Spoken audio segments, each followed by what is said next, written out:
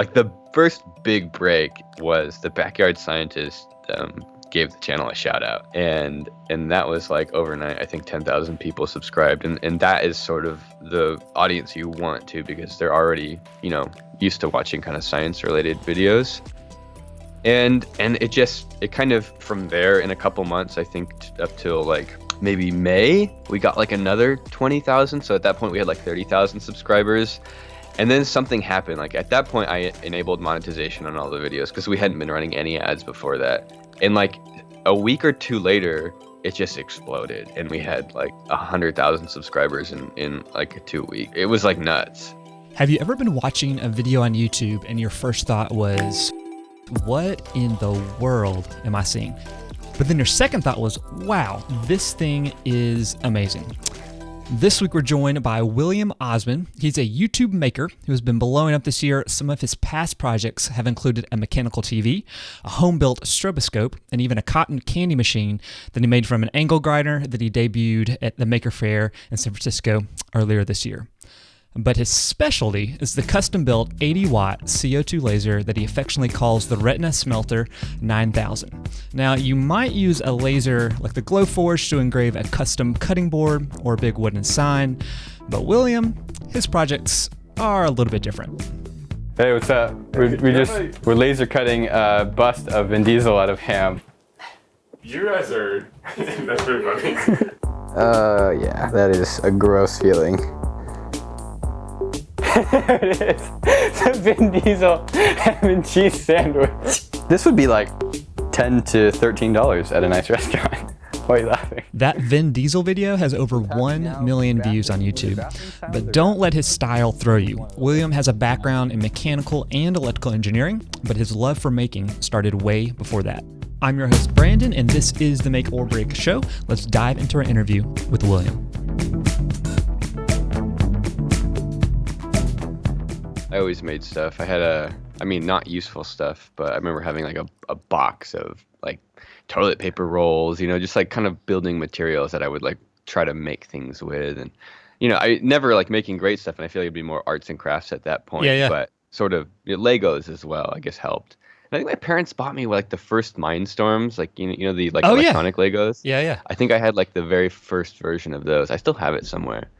But yeah, and I was definitely always building stuff as a kid. I think I had intentions of being, you know, a scientist, whatever that means, as a kid. Right. Was there anything that like stuck out like growing up that you remember building? I remember trying to make like a really terrible ice cream machine out of the Lego Mindstorm set. Oh, cool. Where it would like rotate a bottle, like it would rotate.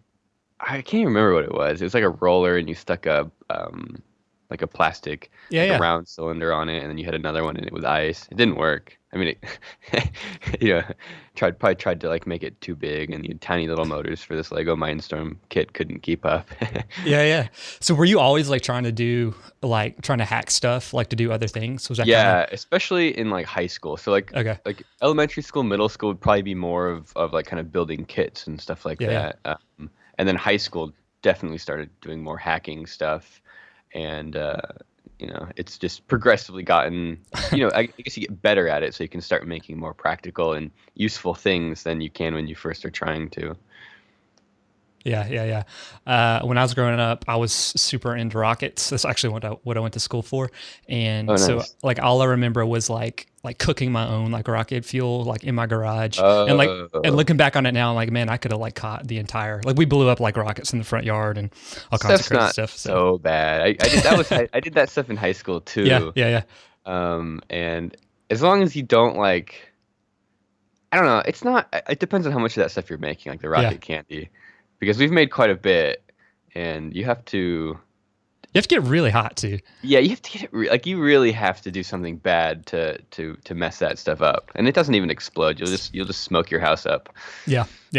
We were doing we were testing one of the engines, and so we just had it like on a rig, so we could shoot it into the grounds. And I think it got clogged because we built the engine too. It was like concrete. It was dumb, but it turned into like a pipe bomb, like in our front yard. How big was it? It was probably 3 feet the engine was. And so we were just, and it was like a maybe 2-inch diameter pipe. Wait, you had 3 feet of fuel?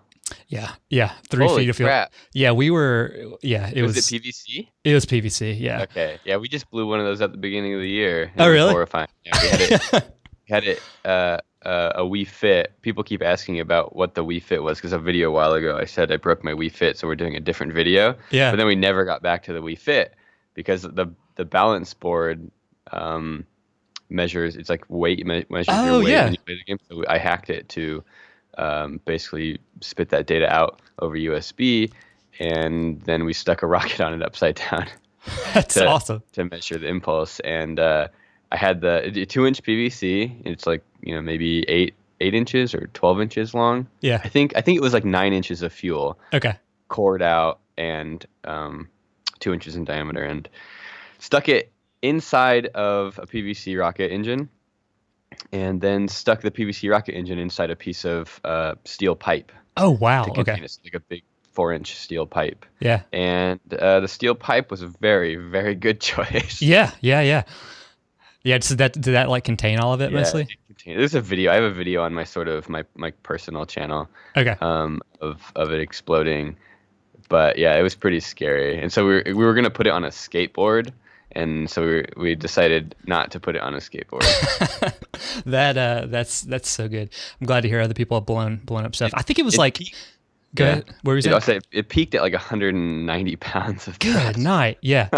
Yeah, that stuff is wild. So I think it was like the site, like Inverse Engineering, if you're like familiar with that. There's a guy that does a lot of like custom rocket stuff, and like I was all over that in high school. He was doing some really cool stuff.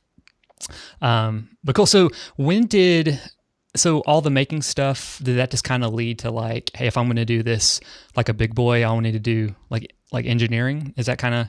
Yeah, I think I always knew. I mean, I wish I had this kind of more well documented in my head or whatnot, but I always knew I wanted to like make stuff, and pretty much in high school knew I wanted to be some form of engineer, and I like building things. So I guess the really only logical conclusion is like mechanical engineering. Yeah. And so I remember a lot of people struggling to figure out what they actually wanted to do, and I think people still struggle trying to figure out what they want to do, because it's a pretty big commitment to sign up for college and pick this thing that you're going to do the rest of your life. And I felt pretty lucky because I basically knew exactly what I wanted to do. Yeah, that's cool. And so you went to, was it California State? Northridge. Northridge, State okay. University, Northridge. Gotcha. And it was mechanical and electrical? Yeah, I majored in mechanical, and I took a bunch of electrical classes. Like, I mean, you're required to take some, but I took stuff outside of what was required. Okay. And I think I ended up taking a couple of classes that straight up weren't required for mechanical engineering, with the maybe thought of doing a minor, but I didn't want to sign up for the minor until because it's like if you sign up for the minor, now you need an extra class, and now you're stuck there another semester. I didn't want to do that. So I ended up, my last semester there, it was either going to be a really easy semester and not do the minor, or I could make a kind of crappy semester and do the minor. So I just did it. I sucked it up and did it, and took like 2 extra classes or 2 or 3 extra classes and got the minor. That's cool. That's real cool. Were there any projects you guys were doing that were fun? In school? Yeah. in school. So we did. I mean, nothing like super exciting until senior design. I kind of wish that there were more like sub senior design projects that aren't like clubs. I guess you could do clubs, but I wish you could have like a project that you do every single year. Because that's when you learn a lot. Like, you have to know how to build something before you know how to design something. Yeah. And so the coolest project we did was definitely senior design, and that was a UAV. And I didn't build the plane, but we had to. It was like a team of like 50 people. It was insanity. It was like too many people.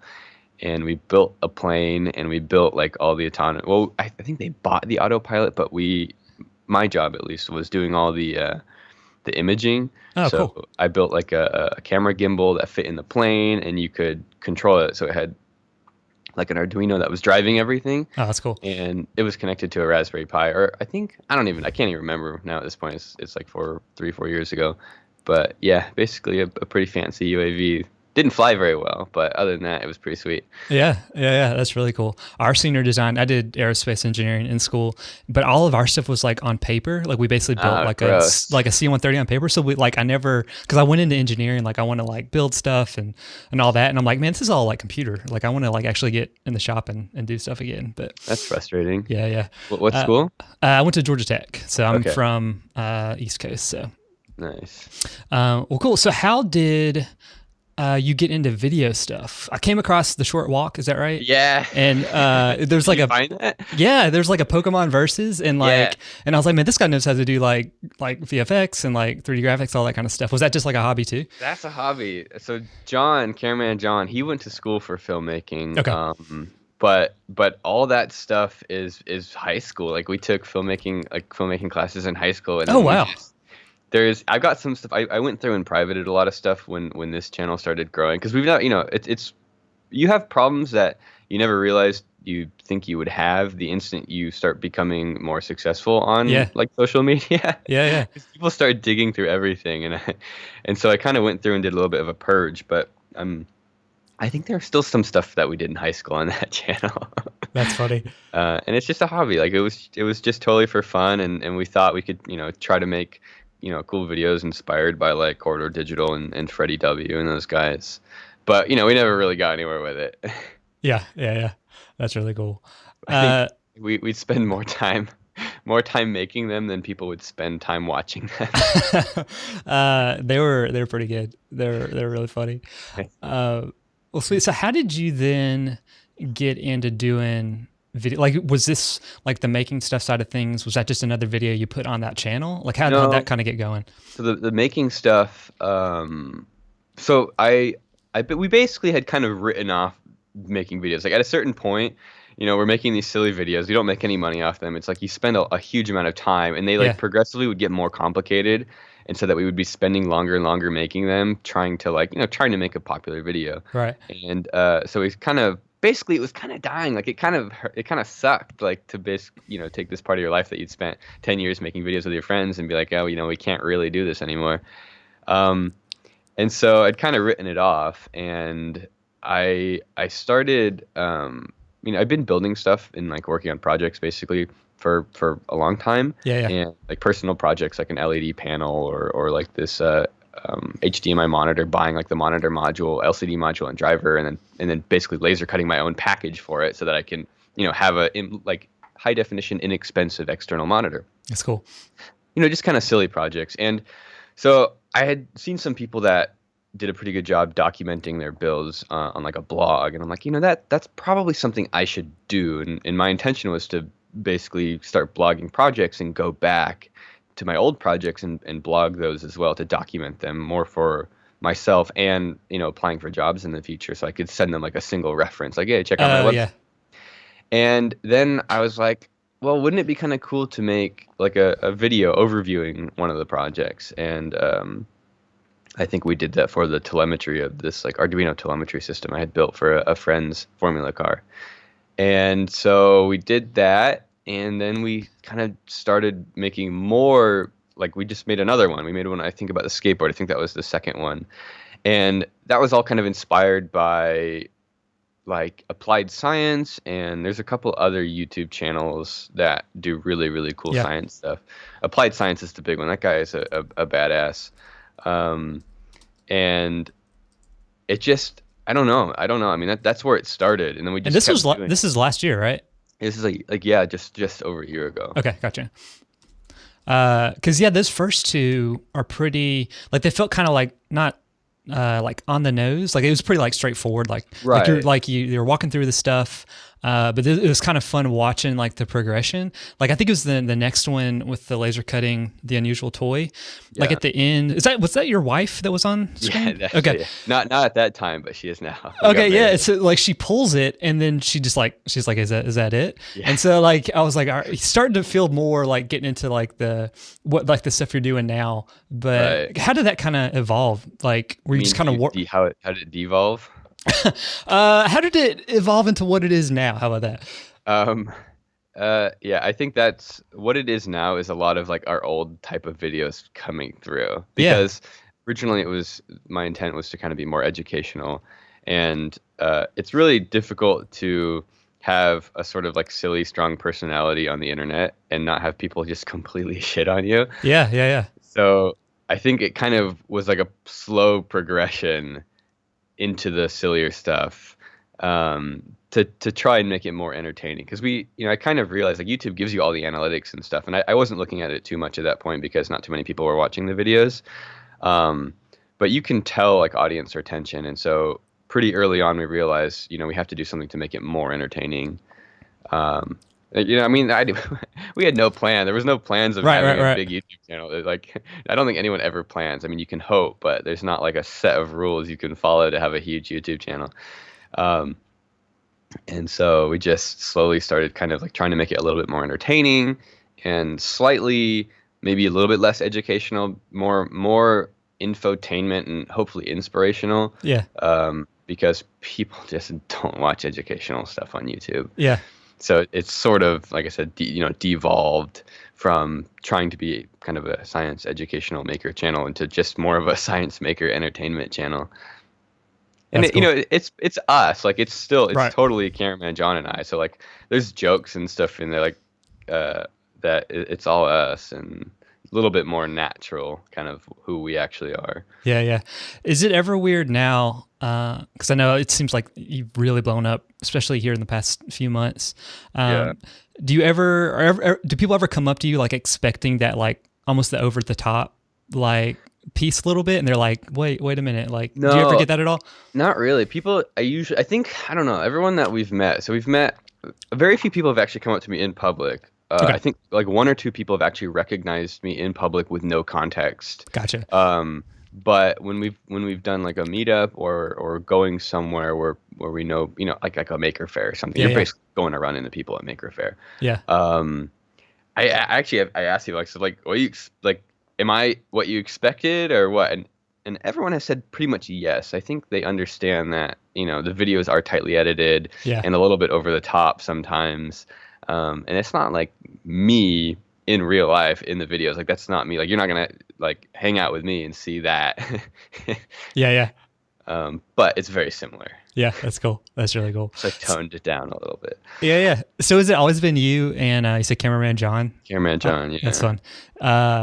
That's so much fun having someone like with you to interact with and shooting with. Because like a lot of especially like on the maker side of things, it feels like it's a lot of like just talking to the camera or right. Like you're by yourself. But the interaction's been a blast. It's really hard too to talk to the camera by yourself. And honestly, if he like couldn't do it anymore, I don't know what I would do because it's not the same. Like it's really, really difficult to try and talk to a camera by yourself. Like I'll try to say the same thing over and over and over again.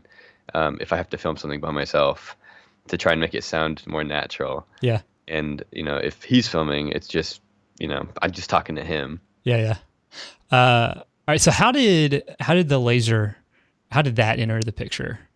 I had a friend who I met him. This is weird. I met him on Reddit. Yeah. On the R laser cutting because someone was trying to have parts cut and he said, okay, this is the zip code where it was shipped from. And it was my zip code. And I was like, oh, what? Where is this guy? So I messaged him. He was like, right, it's like, I don't know, like 5 miles away. Oh, wow. So I'm like, hey, is it cool if I come over and check your laser? And he said, yeah. And he was my age, I think a couple years older. Anyways, that's where I would get some stuff cut and he would charge me like $20 and I'd cut a bunch of stuff. So it was like he'd make a little bit of money and I'd save a bunch of money because laser cutting is pretty expensive.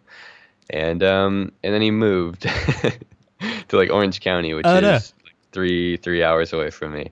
So I was kind of hosed because I wanted to cut some stuff. And I was looking on Craigslist and found some guy like 5 hours away in a town in Southern California who had started trying to build one and then either got in over his head or didn't have time. And so I bought that from him for like $1,400, I think. And that was a laser tube, the gantry. He I think the power supply, like basically it was like 1/3 of the laser cutter. Gotcha. So I modeled the whole thing up in SolidWorks and built an enclosure for it and figured out how to mount the laser tube and everything. And had to modify some of the stuff he had done. And then I had to like design and build a Z-axis because he hadn't done any of that. Yeah. And I spent a couple months building that, and then stopped when it got functional. And so now it's basically half built, but pretty much 100% functional. So Yeah. That's cool. And I mean, you're doing all this, like, you still have a full-time job. Is that right? no, I did. Okay. Well, I kind of haven't had a job since I graduated. I've been Okay. trying to do like my own stuff. Like I was building this motion control system that I had intentions of doing like a crowdfunding campaign. Oh, cool. Then I kind of stopped doing that, and then I started working on a different project with a friend that was an attempt, same thing, to do like a crowdfund campaign. Was a automated like automated water sensor for your plants, so you could cool. know when to water your plants. Yeah. And then we sort of kind of got pretty deep into that and realized that maybe this wasn't such a good idea because there's a lot of people doing it. And then I started working as a consultant for a company that I had worked for in college, and that is about last year, and that's when I started we started the videos, and so I basically was working and doing the video at the same time, and then pretty much have stopped taking jobs now. Gotcha. When did the video side kind of start taking off? Like, was there like one video that like really got rolling? No, I have a pretty good idea of how this whole process happened. So the first thing that really kind of drove a bunch of traffic was the skateboard. So we made the skateboard, and well, nothing happened when we first made that video, but I sent that skateboard to Braille Skate, and that drove, I think, like 30,000 views, because cool. they kind of pissed off a lot of their audience with the they're kind of disrespectful with the whole thing. Like, they take it for granted that people make and send them this stuff. And so, like, I had scored them a pair of trucks, like sweetly titanium trucks. I had hounded this company for, it's like, like $100 worth of hardware, and they didn't put them on the board. They took them and pocketed them and that sucks. on the skateboard. Yeah. And then they skated the board, which was fine. And at the end, they start like smashing the board. He starts like curb stomping the board. Like, it was already falling apart at that point, but it's just like, it kind of hurts to see something you spent like 5 or 6 hours making be like stomped on by these guys. Anyways, like, long story short, their audience was pretty ticked at them. And so I had a bunch of people come to the channel and watch the video and subscribe. That's cool. And those were the wrong subscribers, though, because I don't know what they expected. I don't know if they expected more skateboards or whatnot. But, like, the next video we put out, we had a lot of unsubscribers. Yeah. And so we sort of just kept, like, trudging along. And, like, the first big break was the Backyard Scientist gave the channel a shout out. That's cool. And that was like overnight, I think 10,000 people subscribed. And that is sort of the audience you want to, because they're already, used to watching kind of science related videos. Yeah. And it kind of, from there, in a couple months, I think up till like maybe May, we got like another 20,000. So at that point we had like 30,000 subscribers. And then something happened. Like, at that point, I enabled monetization on all the videos because we hadn't been running any ads before that. Yeah. And like a week or two later, it just exploded, and we had cool. like 100,000 subscribers in like 2 weeks or something. That's crazy. It was like nuts. What was that? What was that like seeing that like go like that, like go gangbusters? It's a really bizarre feeling, because we had, been making videos for like 8 months at that point that nobody was watching. Like, like, some people watch them, but it's so weird to see stuff that you had done like, a year ago, or it's not like 8 months. Like, we did the skateboard and like the pumpkin robot and stuff like that. Yeah. And like, nobody had watched them. Like, some of these videos had like 30 views for like weeks and weeks. Like, literally nobody was watching. And then all of a sudden have, tens of thousands of people watching the videos. It's like, it's just a really bizarre, it almost feels like a relief. Yeah. Like, you've put all this work in and there's actually some payout. I don't know. It's truly a bizarre feeling, because it's, I'm just a dude. Like, no one cared about me like 12 months ago. And now all of a sudden you have a bunch of people that like know who you are and care what your opinion is. Yeah. So it is a truly bizarre experience. What's your wife think of all of it? She's okay with it. The videos have a lot of just kind of exaggerated reactions. Yeah. Like the car pulling string, I told her to, not be interested in it. Like, yeah. She people say mean things about her, but she's supportive of it. Yeah. And she's a full-time job. She's a teacher, so that's cool. it's she's kind of my enabler, really. Yeah. Yeah. When I see stuff like Catch on Fire, like inside where you guys are at, I'm like, Yeah. man, your wife has to be super understanding for all of this. So, Yeah, she is. She That's is. Sometimes it's frustrating for her, but yeah. yeah. I mean, she understands that it's like, yeah. I mean, there's a freaking laser in the house. How much work could it possibly get? Yeah, that's cool. All right, so on some of your, I mean, a lot of your videos, you're getting people to ask you, like, tell me to make something crazy. Has there been anything like people have said, like, not just being dumb, but like you're like, this is like too out there. Like, I don't know if we could do something like that. Yeah, there's a lot of requests, and people don't necessarily understand the sort of process of actually making what they're requesting. Yeah. I can't think of it's hard to think of specifics, but people ask for some crazy stuff. There's no way that's ever gonna happen. I think someone said something about like a particle accelerator. I can't do that. Yeah. I'm not CERN. Yeah. Yeah. There's a lot that are just too much, too big, or that are kind of like rehashing the same thing. Like we get a lot of things saying to basically take like the Vin Diesel head, but make like another celebrity out of it. It's like, gotcha. yeah, like we're not gonna do that again. Like that's we already beat that into the ground with the one video. Yeah. That one is hilarious. No joke. When the disc sander like flew off in the middle of that. Oh yeah. That might be one of the funniest things I've seen on YouTube. Because like in your face after, I was like, what just happened? Yeah, it's actually still on my desk. I can see it right now. Really? It's my computer is, well, the disk center's not there anymore. I moved it somewhere else, but my computer is basically right where that disk rolled to, and it's just sitting on the desk. It's been there for like months. That's good. That's really good. Walk us through, and there may not be like a rhyme to the reason, but now that you guys are putting out videos, it seems like a lot more consistently. Is there like a general flow that you guys have? Like, do you have like, hey, we're going to build this project in like 2 months, so I got to order like all this stuff, like, or is it just kind of? There's a lot of panic. So that's part of how the projects are picked, or like the timeline, because there's right now we're actually like 2 videos ahead. So we've got an ice cream bike. We turned an exercise machine into an ice cream machine. Oh, sweet. And then we went to Harry Potter World at Universal and hacked the wand system. Oh, cool. That's really cool. And so those 2 are basically waiting to be edited, and that gives me a free time to come up with projects that take a little bit more time. Yeah. But it's a lot of like panic and not having any idea what's going on, and then posting videos way later than we should have, because it's really difficult to like find a project is going to be quick, but also entertaining, that I also want to do. Yeah. So it's hard to describe the process, but I mean, essentially we pick projects picked that hopefully will take like less than a week, hopefully just a couple of days. And then we'll do it, and then film it, and then we'll like edit it, and then just vomit it on YouTube, like, as quickly as possible, because we, like need to post a video. Yeah. But when we went to like the East Coast, and we hung out with Peter Street Bowl and Hacksmith, and I like to make stuff in Babish, we sort of have a backlog now, and we've been ahead for a couple of weeks, which has allowed us to keep up with the weekly schedule. That's cool. And it's really hard though. Like, it's really difficult. Like, a video a week is so much more challenging than most people realize. Yeah. Because you have to design something. Like, I have to go and make a thing, like come up with it, figure out how to do it, design it, and then film it, and then edit it. And it's just like, it's an insane amount of time. Like, it's more than a full-time job for me. Yeah. Because it's not like you're just like vlogging and like you're just, hey, this is my life. Like, you got to make something that is entertaining and works and does something cool. So yeah.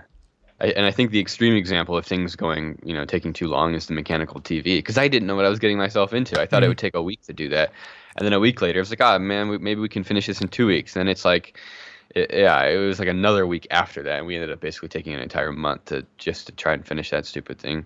That's crazy. That's really crazy. Yeah, it's really, really much more difficult than most people think to make videos on YouTube. Yeah. Oh, yeah.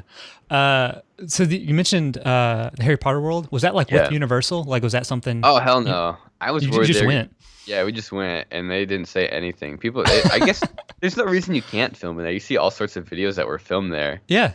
But they were weirded out with we have wireless audio, and that was on top of the camera. So when we went through security, they're like looking at that, and they're like, "What is this?" And I was like, "Oh, it's just a microphone to make it sound better." And I don't know what he thought.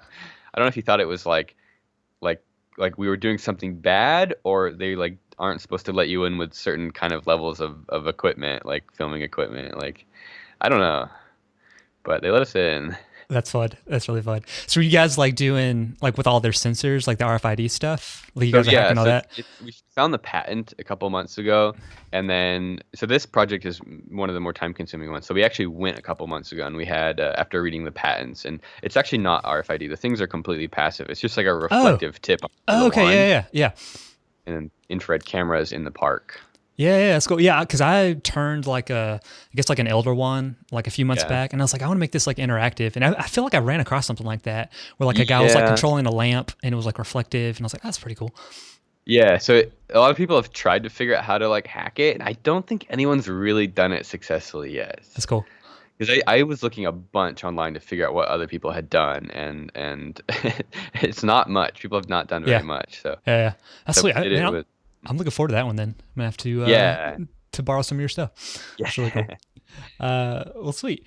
And the other thing I wanted to ask is, I forget one of the videos, I think it was in the description, or maybe it was just a joke during it.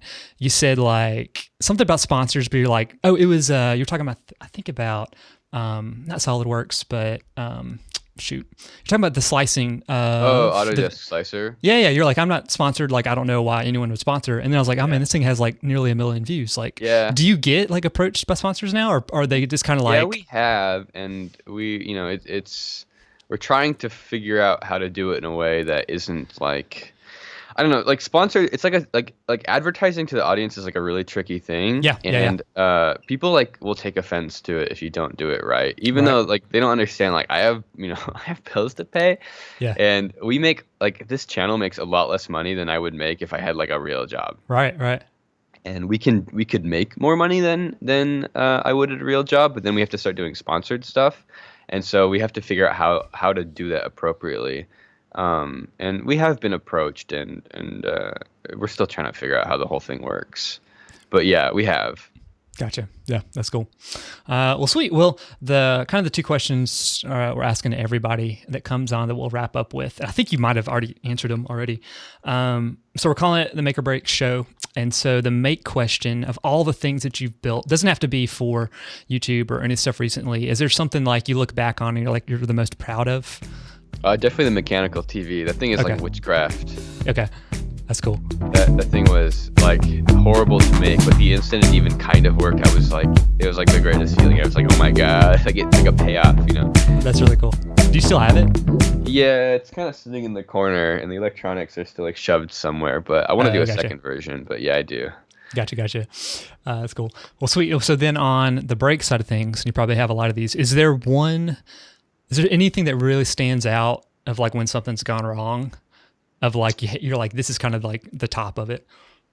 Yeah, either that rocket skateboard explosion or the mechanical TV. I probably the rocket skateboard. I mean, that's like the one video that we started working on, and like it's even partially edited, and then Yeah. we just completely stopped it.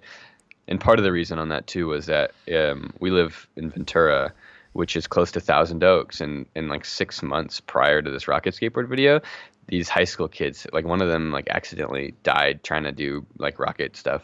Oh, wow. Like they were literally trying to make a rocket skateboard, Yeah. and it blew up, and one of them died. And so it was just like, at the time it was kind of like, like, is this Yeah. like is this like too close, like physically and time wise, to that sort of thing?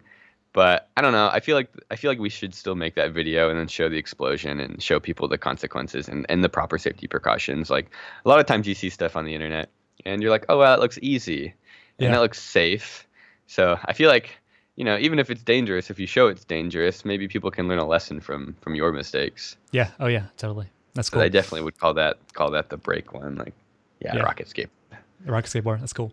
As far as the features concerned, it's kind of the stuff you're working on now. Is that like, do you feel like that's what you guys really like doing, or is there like other stuff out there that you're wanting to get into? I kind of like the stuff we're doing now because like time wise, it doesn't take too long. It's not Yeah. too expensive. There are some things that we want to do. Like we've been talking with some other YouTube channels, and we want to make like one thing I really want to make is a remote control car. So like a real car that's remote cool. control. So like rig it out and then do other stuff with it. Yeah. And so Alan Pan of Sufficiently Advanced, he was actually on the search for the new Mythbusters, one of the contestants. And cool. we want to do like a demolition derby, like a Twitch controlled demolition derby. So or some sort of live stream controlled demo derby. Ah, that would be so cool. Where you remember Twitch plays Pokemon? Yeah. So that, but with a demo derby. Dude, that would be ridiculous. That'd be so cool. Yeah. That'd be so cool. That's going to take a lot of time and space and money, though. So I don't know when that will ever happen. That's awesome. That video would not pay for itself unless there were a bunch of sponsors. Yeah. That's cool. Well, sweet. Well, man, I appreciate your time hanging out with me and chatting. As far as places you would send people, is it just a YouTube? Is that the main spot that you want to go? Yeah, just the YouTube channel if they want. Gotcha. Other than that, I'm most active on like Instagram. Okay, cool. And is it just William Osman on everything? No, Instagram is crabs and science. Okay. Oh yeah, I meant to ask you, where did the crabs come from? You probably I was doing a lot of crab fishing, like when I made that Instagram account off the local pier. Okay. And so I just was like, "What is my username?" And I was like, I do crab fishing and I do science. So how about crabs and science? That's funny because you had the hashtag like not a crab. I'm like, where's that? What's going on? That's funny. That's cool. Well, man, I appreciate it. Thank you so much for chatting with me. Yeah, thanks for having me. All right, thanks for listening to this interview with William Osman.